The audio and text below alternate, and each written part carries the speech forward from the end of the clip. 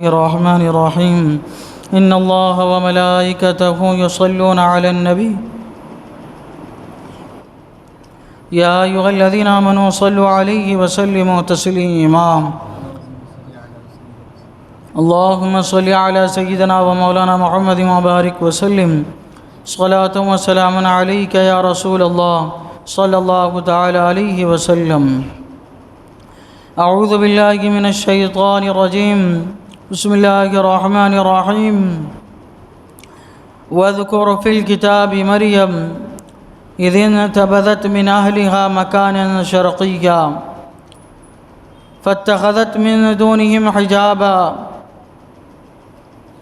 فأرسلنا إليها روحنا فتمثل لها بشرا سويا۔ اور کتاب میں مریم کو یاد کرو جب اپنے گھر والوں سے پورب کی طرف ایک جگہ الگ گئی تو ان سے ادھر ایک پردہ کر لیا تو اس کی طرف ہم نے اپنا روحانی بھیجا، وہ اس کے سامنے ایک تندرست آدمی کے روپ میں ظاہر ہوا۔ یہاں سے حضرت مریم رضی اللہ تعالی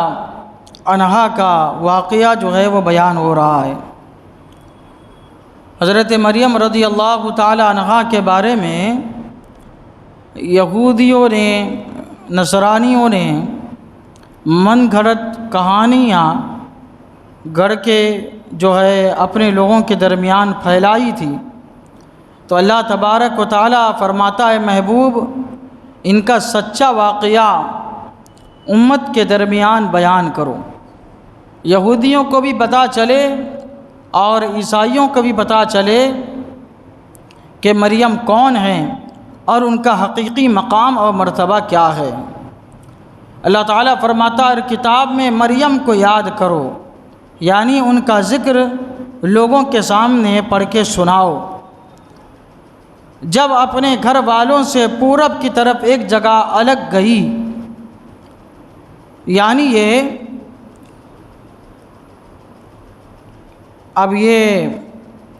حضرت مریم رضی اللہ تعالی عنہا کے لیے منت مانی گئی تھی، ان کے لیے بلکہ ان کی والدہ نے یہ منت مانی تھی کہ جو بھی مجھے لڑکا ہوگا میں اس کو جو ہے بیت المقدس کی خدمت کے لیے صرف کر دوں گی۔ لیکن جب انہیں دعا کی منت مانی تو حضرت مریم کی شکل میں اللہ تعالیٰ نے کو اولاد عطا فرمائی۔ اب یہ لڑکی پیدا ہوئی، اب چونکہ انہوں نے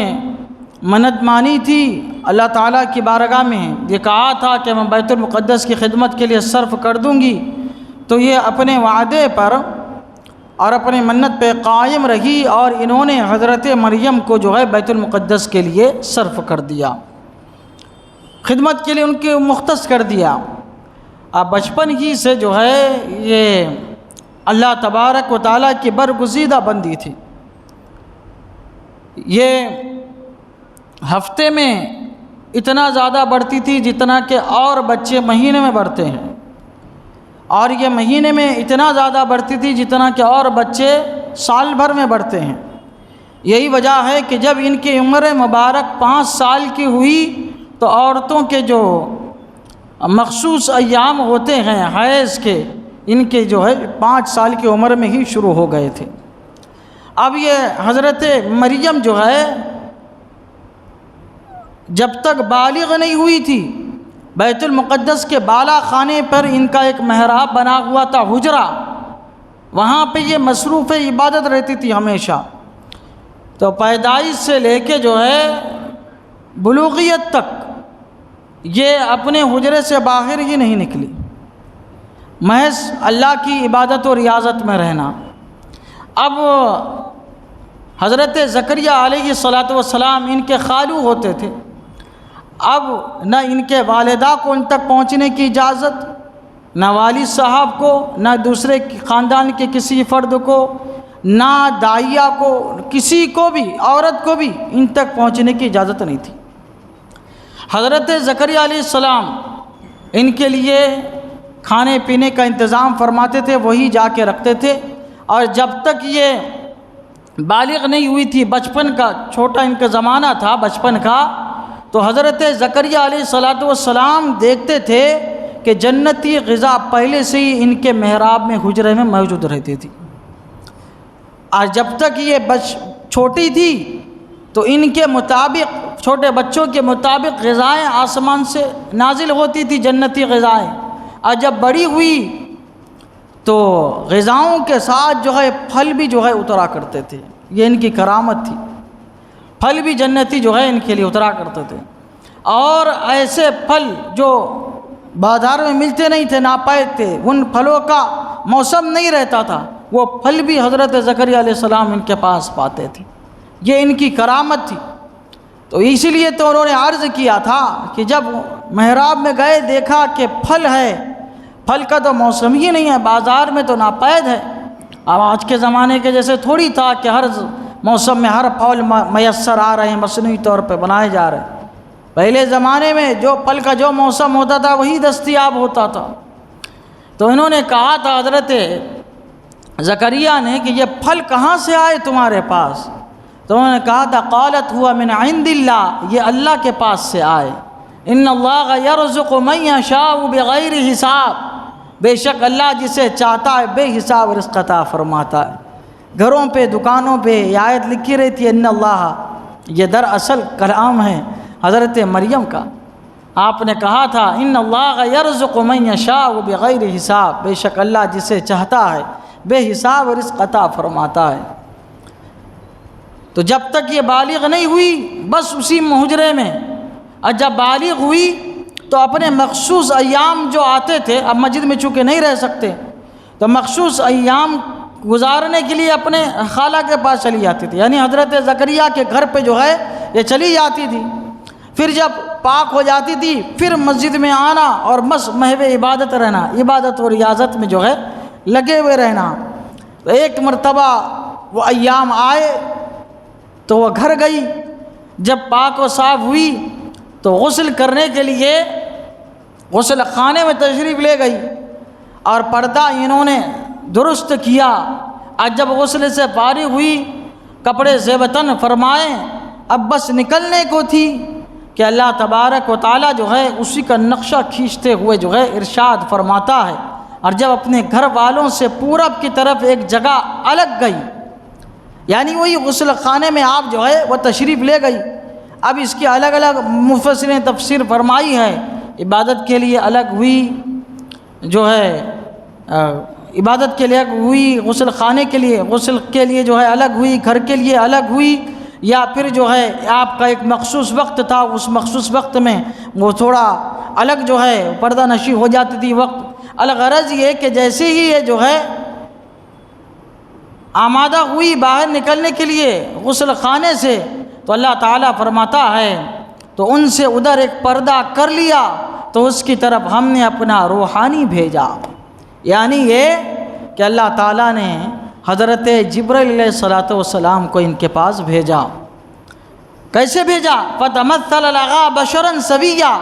وہ اس کے سامنے ایک تندرست آدمی کے روپ میں ظاہر ہوا، انسانی شکل میں، خوبصورت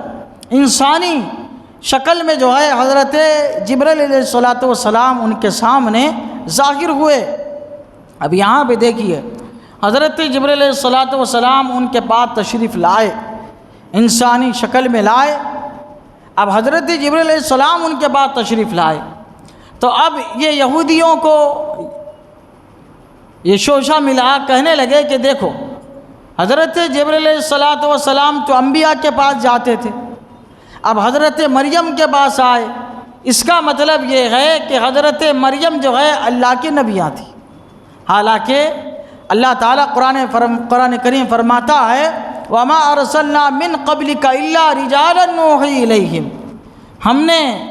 اے محبوب ہم نے تم سے پہلے جتنے لوگوں کی طرف وحی فرمائی ہے وہ سارے کے سارے مرد ہی تھے،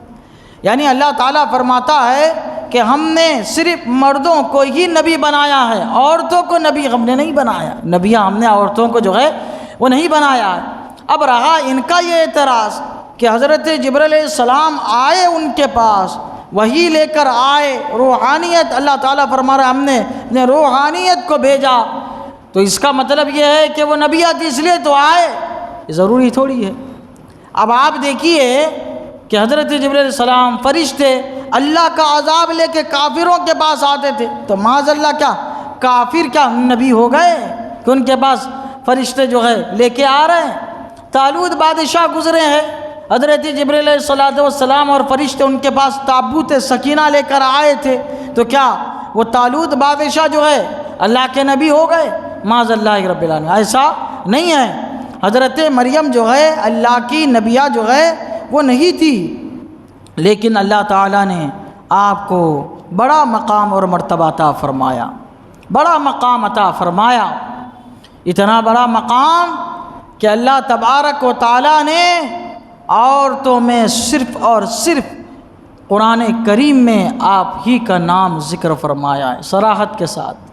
آپ ہی کا نام ذکر فرمایا، ایک مرتبہ نہیں 34 مرتبہ اللہ تبارک و تعالیٰ نے جو ہے آپ کا ذکر قرآن کریم میں فرمایا ہے،